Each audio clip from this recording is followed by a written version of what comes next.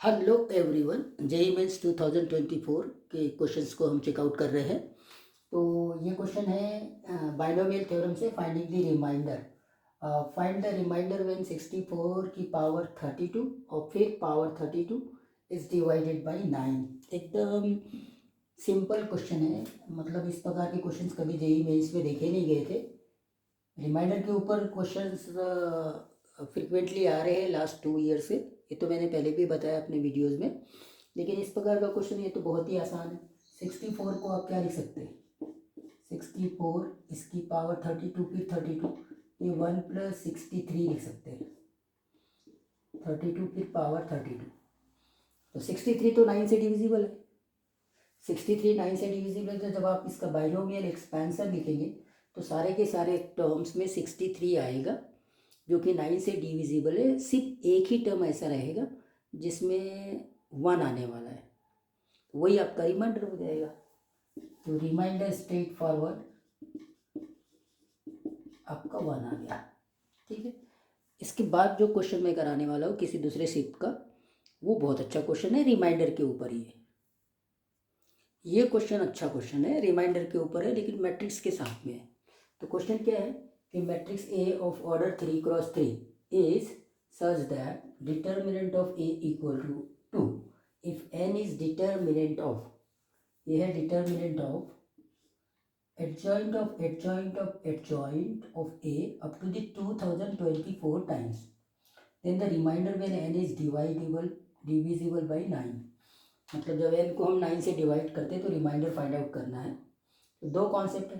पहले आपको ये तो पता हो कि एडजॉइंट ऑफ ए का डिटर्मिनेंट लेते हैं, तो ये होता है डिटर्मिनेंट ऑफ ए n-1 और फिर n-1 का स्क्वायर हो जाता है। मतलब 2 बार अगर एडजॉइंट है तो ये n-1 का स्क्वायर होगा। 3 बार एडजॉइंट है तो n-1 का क्यूब हो जाएगा। यहाँ पे 2024 टाइम्स है, तो इसका मतलब n जो है वो ऐसा आ जाएगा, डिटर्मिनेंट ऑफ ए n-1 और इसकी पावर 2024। इसको आप लिख सकते हैं डिटर्मिनेंट ऑफ ए, n तो यहाँ पे 3 है, तो ये 2 की पावर 2024, तो डिटर्मिनेंट ऑफ ए की पावर 4048 और डिटर्मिनेंट ऑफ ए भी दिया हुआ है, 2 दिया हुआ है, तो 2 की पावर 4048, ये n आ गया। अब इसको मेरे को डिवाइड करना है किससे? 9 से, और रिमाइंडर फाइंड आउट करना है। 9 से डिवाइड करेंगे, रिमाइंडर फाइंड आउट करेंगे, तो देखो 4048 तो अभी 9 से डिवाइड करना है तो शॉर्टकट मेथड लग जाएगा। दैट इज़ 8 जो है वो 9 के एकदम करीब में है, तो आपको इसको 3 से डिवाइड कर दो। जब 404 को आप 3 से डिवाइड करते हैं, 3 1 जा 3, 1 0, 9 4 12, 2 8 9 27 1। मतलब इसको आप लिख सकते हैं 2 × 2 की पावर 3 और इसकी पावर 1349 है ना। डिवाइडेड बाय 9 करूँगा बाद में मैं, तो ये हो जाएगा 2 × 8 × 8 × 8 × अप टू 1349 टाइम्स। 8 को मैंने 1349 टाइम्स मल्टीप्लाइड किया। अब डिवाइडेड बाय 9 आ रहा है, तो अब यहाँ पे आपको ये पता ही है, शॉर्टकट लगा देते हैं हम लोग। मतलब आप 2 को 9 से डिवाइड करेंगे, रिमाइंडर -7, 8 को 9 से डिवाइड करेंगे, रिमाइंडर -1, 8 को फिर से रिमाइंडर -6, ऐसे -1 1349 टाइम्स आएगा। ये जितने भी रिमाइंडर्स है, तो आंसर क्या आ जाएगा? -7 × -1 ऑड टाइम्स तो -1 ही आएगा। फाइनली आंसर 7, प्रोवाइडेड ये आपको शॉर्टकट टेक्निक्स मालूम हो रिमाइंडर फाइंड आउट करने की। और ये परमुटेशन एंड कॉम्बिनेशन के डिवाइड एंड डिस्ट्रीब्यूशन से क्वेश्चन है। यहाँ पे क्वेश्चन बोलते हैं the number of ways to distribute 8 identical books into the 4 book cell is where any book cell can be empty. तो ये तो एकदम डायरेक्ट फार्मूला बेस्ड क्वेश्चन। ऐसा क्वेश्चन तो कभी हमने जेईई मेंस में नहीं देखा कि डायरेक्ट फार्मूला अप्लाई करो, कुछ ना कुछ ट्विस्ट रहता ही है। पर खैर आपके पास में दो फार्मूलेज होते हैं। अगर एन आइडेंटिकल ऑब्जेक्ट्स है, एन आइडेंटिकल ऑब्जेक्ट्स है तो उसको डिवाइड करना है, तो एक फार्मूला बनता है n plus r minus one C r minus one, और एक फार्मूला बनता है n minus one C r minus one. मैं ये इस हिसाब से बता रहा हूँ ना कि आप सेकेंड अटेम्प्ट के लिए जाएंगे तो आपका रिवीजन भी अच्छा हो जाएगा। तो यहाँ पे ये फार्मूलेस ये कब आता है, ये तब आता है जब आप एनी मतलब एन आइडेंटिकल ऑब्जेक्ट्स को अगर आर बॉक्सेस में फिल कर रहे हो तो इसका मतलब any box can get any number of object, any box can get any number of object. ये एक फार्मूला हो गया। और ये दूसरा फार्मूला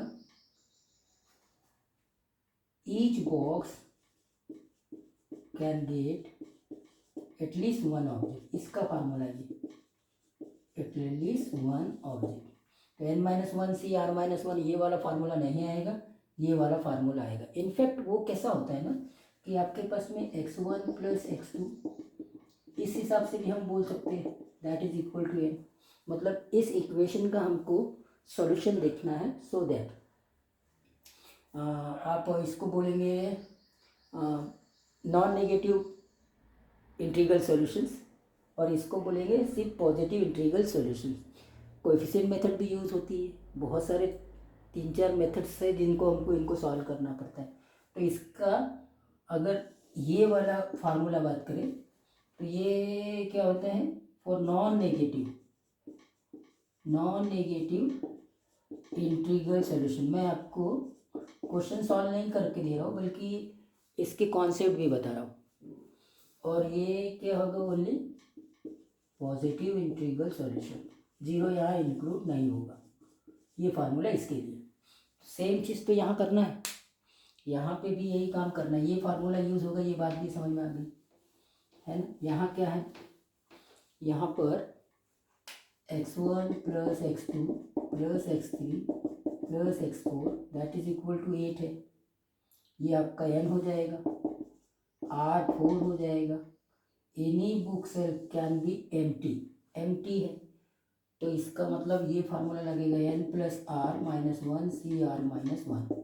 यहाँ पे 8 plus 4 minus one C 4 minus one 11 C 3 calculate करेंगे 11 इंटू 10 इंटू 9 3 इंटू 2 इंटू 1 3 से ये 3 बार 2 से ये 5 बार मतलब 11 इंटू 15 और ये आ गया 165। ये आपका आंसर। ऐसे भी न्यूमेरिकल वैरायटी के क्वेश्चन जो है वो कंपैरेटिवली आसान होंगे। और ये क्वेश्चन प्रोबेबिलिटी से है, ये भी बहुत सिंपल है। क्लासरूम का शुरू में जब हम पढ़ाते हैं एक्चुअली में ये क्वेश्चन क्या है पहले वो देख लो। Let a dice roll till 2 is obtain, till 2 is obtained, then the probability that 2 is obtained on even number of tosses। आप टॉसेस बोल सकते हैं या फिर टाइम्स बोल सकते हैं, ठीक है फाइन। तो ये तो आपका infinite GP based probability problem है, प्रोबेबिलिटी प्रॉब्लम जो कि इंडिपेंडेंट इवेंट्स में हम लोग पढ़ाते हैं। इंडिपेंडेंट इवेंट्स होंगे यहाँ पर। तो पहले प्रोबेबिलिटी ऑफ 2 देख लीजिए 1/6 होगी, प्रोबेबिलिटी ऑफ नॉट 2 5/6 होगी।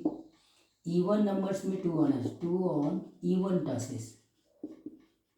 टॉसेस। तो या तो 2 सेकेंड टाइम पे आएगा, फर्स्ट टाइम पे 2 नहीं आया 2 बार, या फिर फर्स्ट में भी 2 नहीं आया, सेकंड में भी 2 नहीं आया, थर्ड में भी 2 नहीं आया, फोर्थ में 2 आया, या फिर ऐसे ये चलते जाएगा इन्फानाइट टाइम तक के। तो इन्फानाइट जीपी हो जाएगा। इंडिपेंडेंट इवेंट्स है इसलिए डायरेक्टली आप 5/6 इंटू 1/6, यहाँ पे 5/6 5/6 5/6 1/6, नॉट 2 के लिए 5/6, नॉट 2 के लिए 5/6, नॉट 2 के लिए 5/6 1/6।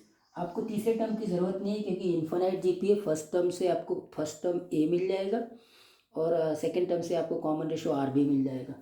वो कैसे, यही लिख दिया करो, ये बन जाएगा आपका ए तो इसका मतलब ये आपका आर बन जाएगा। ये तो आपने ए लिख दिया है, हो गया, आंसर आ गया।